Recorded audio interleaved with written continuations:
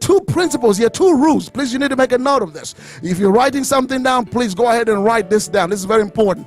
Whenever you ask God for a miracle, you must get ready to receive instructions. He will give you instructions.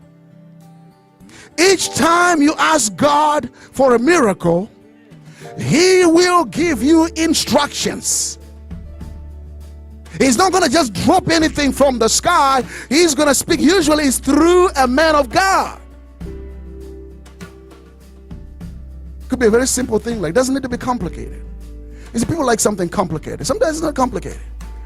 Sometimes the word of God from the man of God is very simple. If you obey that instruction, you see, on the other side of your obedience is your harvest. Please write that down. Your miracle is on the other side of your obedience. But if you choose not to obey the instruction, like Simon Peter, hello, you will still do good, I hope, but you will not do nearly as good as you would had you obeyed the instruction.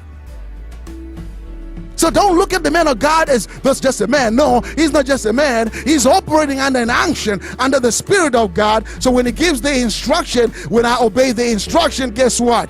There is a miracle on the other side. Please understand, because the church has not been taught this. We go to church, whooping and hollering on us, but we're not learning nothing.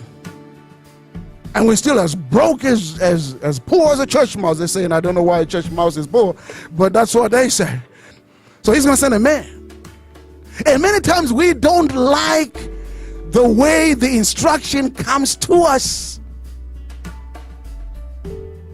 because we really don't like a messenger bringing that instruction to me. I would rather do it this way. I did it. Well, you do it your way, you're not going to get your miracle.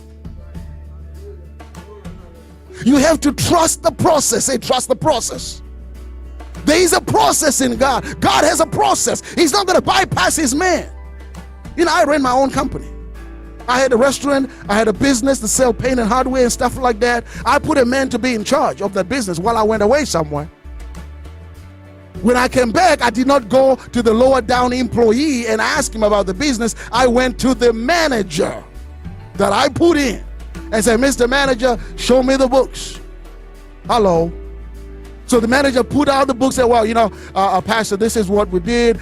These are the sales we made, and we made losses here, and we did this, and we did. He was telling me, I wasn't asking an employee, I was asking the man that I put in charge.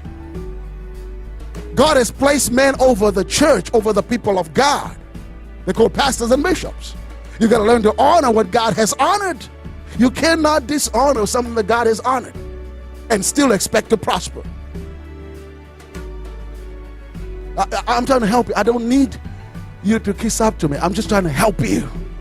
I don't need you to kiss my ring or any other part of my anatomy. Oh, that's not the point.